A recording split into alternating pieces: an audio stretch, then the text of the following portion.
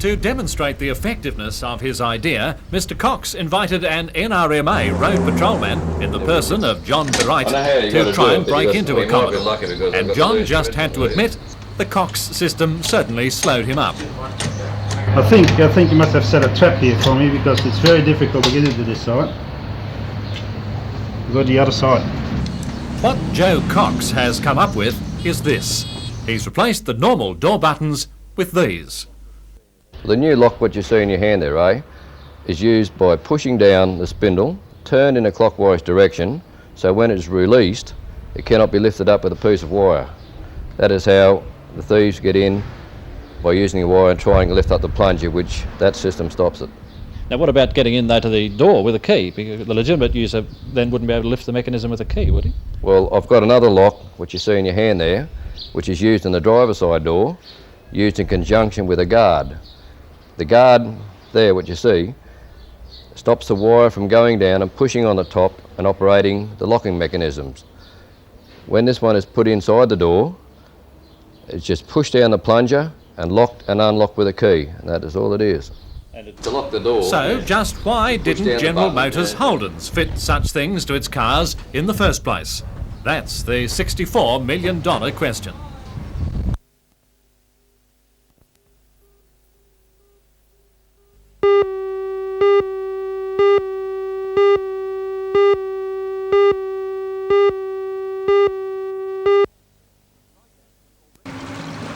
The strike action already affects all ports in New South Wales, and unless an arbitration commission hearing in Sydney tomorrow finds a solution, it could go nationwide. The union covering the engineers says a firefighting disability clause should be included in their firefighting agreement, but the employers disagree. 2 ships are already affected by the stoppage in Newcastle, one wanting to leave the Port Waratah coal loader and the other wanting to replace it. If the strike goes on again tomorrow, another 2 ships will become affected, those wanting to change places at the Kooragang coal loader. A meeting of engineers was taking place in Sydney this afternoon to determine the duration of the strike.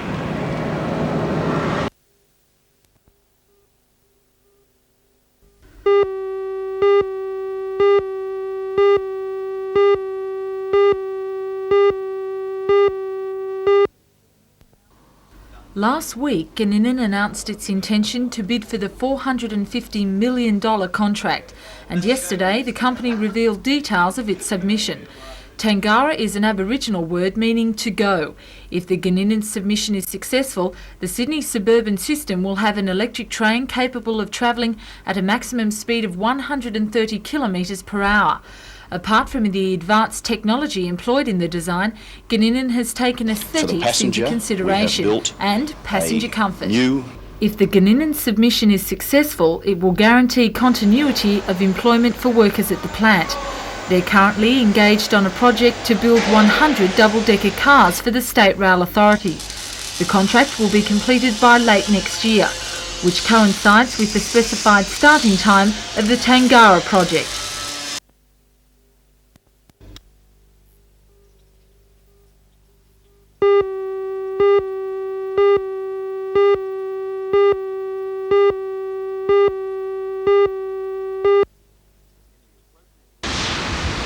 In the appropriately maritime setting of the Nobby Signal Station, local members of the National Trust launched the new education kit.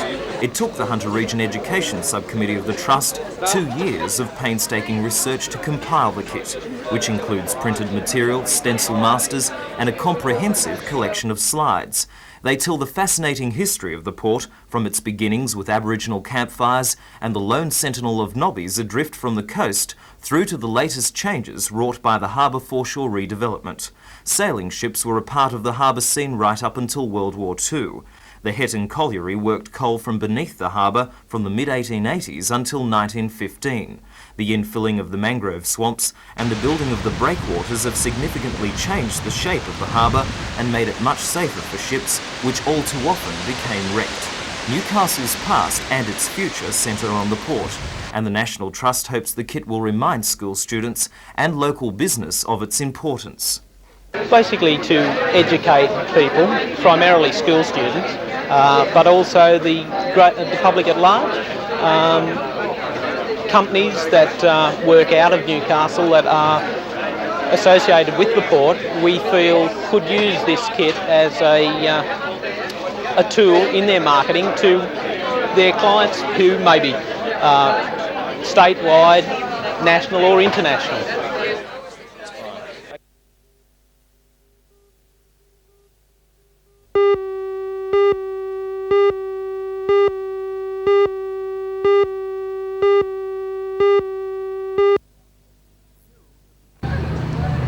Murals have become a popular artwork for the sides of houses and ugly walls.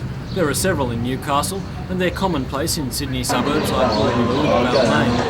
Today at the Waratah High School, they were putting the finishing touches to a mural designed and painted by the school pupils. The mural is one activity organised by the school for the post-exam end-of-year period. It incorporates many images of the local area, along with many things the pupils like. The mural was designed by Year 10 pupils, and painting started on Monday with paints and materials bought with funds from the state government's Disadvantaged Schools program. Nearly 30 Year 8 and 9 pupils are involved in the painting. The mural shows a mix of attention to detail and a generally colourful style. It appeared all involved found it a more enjoyable alternative to the usual school routine, and there's little doubt it will add a new and brighter flavour to the playground area it fronts.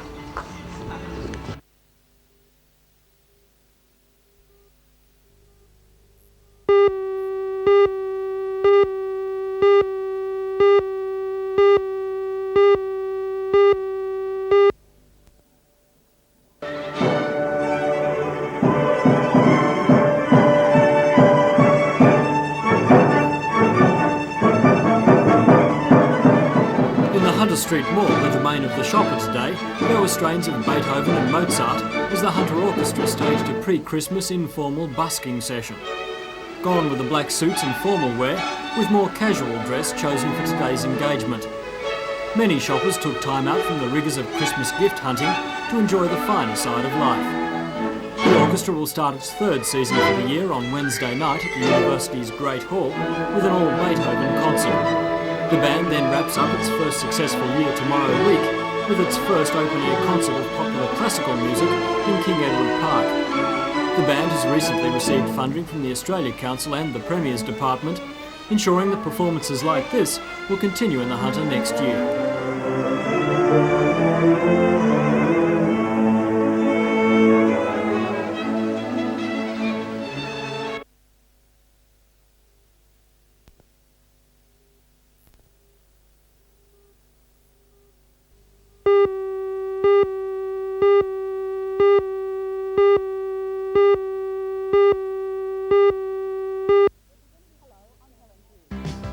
Hello, I'm Helen Hughes.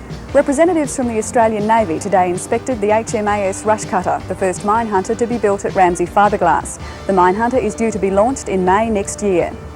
Join Ray Deneen and Anna Manzoni for all the news tonight at 6.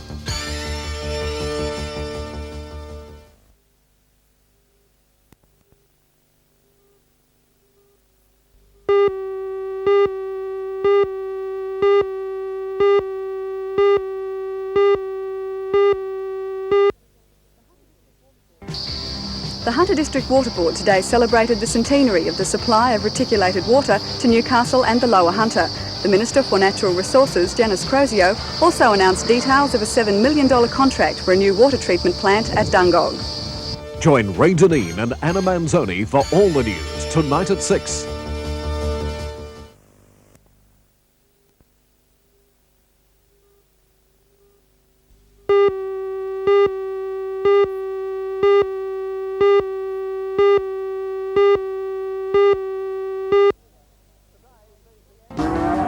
Today sees the end of an era in Maitland. The old stock cattle sales yards are being used for the last time. We visit that sale. Join Ray Deneen and Anna Manzoni for all the news tonight at 6.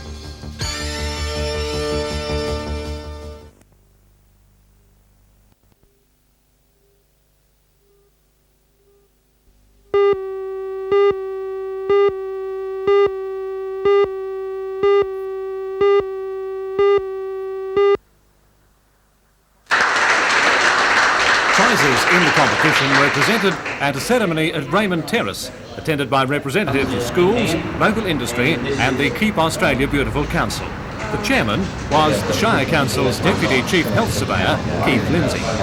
It stemmed from the anti-litter campaigns that Council has been running for a number of years, and also from the Tidy Towns competition, which is run by the Keep Australia Beautiful Council and has mushroomed in this Shire in the last 3 years. So you have, 14 schools in it this year, 14 primary schools? That's right, we have 14 schools out of the 21 primary infant schools in the Shire, and I understand next year all schools, including the high schools, are taking part. And this is the winning school at Hinton. A quick appraisal today indicated that the grass needed mowing, but whose wouldn't after all the rain we've had? Even so, it was relatively litter-free and by far the quietest school we've been to for a long, long time. School captain Bradley Mann accepted the winner's shield from the Shire President Roy Taylor, who was helped by the lady who organised the competition, Health Surveyor Fiona Meredith. Second prize went to Anna Bay and third to Wirianda at Waddell. All 3 schools received books on environmental education.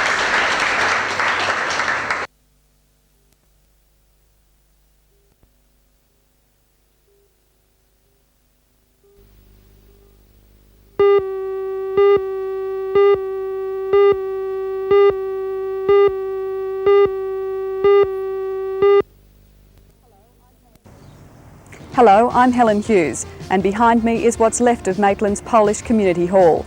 It was demolished by yesterday's violent storm.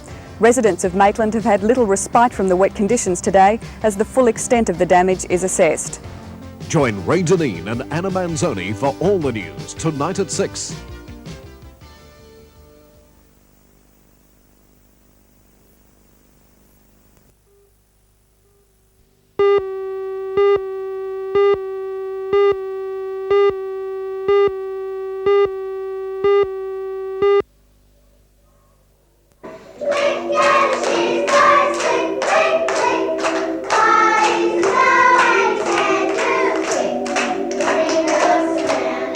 Those who attended the party today were from the Gateshead and Charlestown pensioner units and Seventh-day Adventist senior citizens. Earlier in the day, the group was entertained by a band, and later, a group of 14 children from Hillsborough Public School. The children had been taught Dutch songs and folk dances by a Dutch member of the church.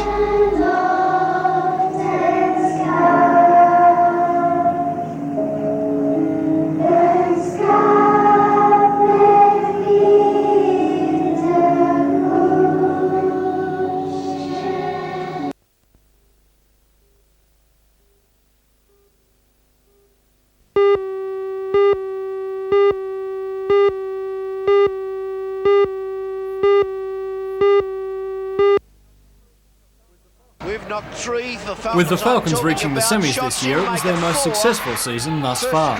The team has endured several major changes in the off-period, with a new sponsor, a new owner, and only a handful of players likely to line up again for the Falcons next year. New coach Steve Johansson says this season will be a hard act to follow, but he's quietly confident the Falcons will be up there again next year. Well, that'd be lovely if we could. I'm not a miracle worker. I've coached seniors for a couple of years only, and I'm hoping with the team we've got, we're going to be very, very competitive. And despite the fact it looks like only 3 of this year's Falcons will field again next year, Johansson says there'll be little change in the Falcons' style of play. Not really. The Falcons have always been known to be a fast-breaking style of team, and that's the type of game that I like to play, and it's the type of game that players like to play, and it's the type of game that people like to come and see. And you've got to look at all those aspects when you put a team together.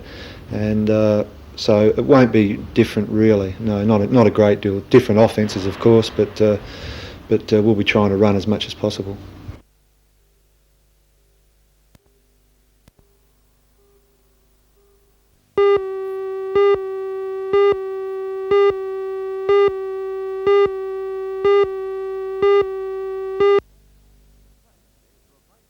The plan is to replace our ageing fleet of Oberon-class vessels with new ones to be built in Australia by either HDW of West Germany or Kockums of Sweden. The project is expected to take at least 12 years overall, meaning an enormous long-term boost to local industry. In releasing details of the Hawker de Havilland report in Newcastle today, Mr Rand said 80% of the nation's electronic and communication resources are based in New South Wales, and the cost of transferring them elsewhere would be prohibitive. Based on this, Mr Rand said, we are front runners. Field. It's all here in New South Wales, and I believe that we've got a much greater capacity than either South Australia or Victoria, which also is running very hard in relation to the submarine contract, and indeed as is Western Australia. It's quite a tussle between the states. But my belief is that New South Wales should be well in front of everyone else. Newcastle is the logical place within New South Wales, and my belief is that the only thing that could possibly stand in our way is a lack of commitment in respect of industrial relations, because this defence contract is one that must be completed and completed on time. Then why hasn't the New South Wales...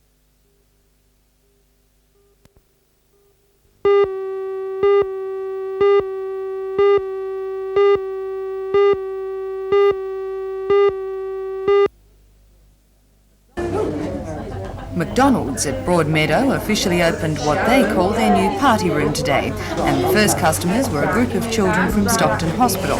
The children are between the ages of 6 and 18 and vary from mildly to severely retarded. It didn't take them long to enter into the party spirit, with drinks, hamburgers, biscuits and party hats. But what turned out to be the high point of the day for everyone was a visit by Santa Claus, who handed out the presents. You can open that up now if you like.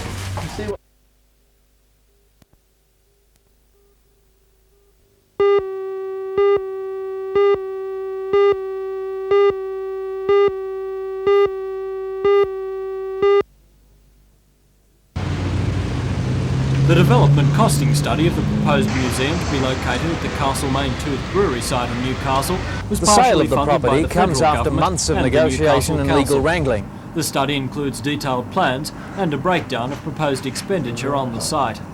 The new price tag for the project runs to $6.1 million. Of this, $1 million has already been granted for the purchase of the site by the Bicentennial Committee. The major cost in the study, $2 million, has been earmarked for the refurbishment of the buildings and extensions to increase floor space by 1/3. The proposed complex will house both the Regional Museum and the Supernova Hands-On Science Centre. Member for Newcastle, Alan Morris, says the study is a step towards the project going ahead, even though the cost is beyond previous expectations. It shows that whilst it can be accommodated on the site, the cost is probably higher than some of us were anticipating. But it also shows that the supernova aspect of it is within the bounds that were set for supernova some time back. So in general it's encouraging. There's still some distance to go. You say the cost is higher than you had possibly anticipated before. Does that mean there's further hurdles to it possibly going ahead now? Well, I think the Hunter's been looking towards a regional museum for a very long time, and I think we're very close to achieving one. That doesn't mean to say that it's all easy and cut and dried. There are clearly still obstacles to go. I would think that the funding availability is sufficient to ensure that the museum does go ahead. I think that's the important point. There will be a museum established on that site, and I'm quite confident of that. Whether it will be the museum we finally would desire to have the best possible way is still subject to those final evaluations of the costings.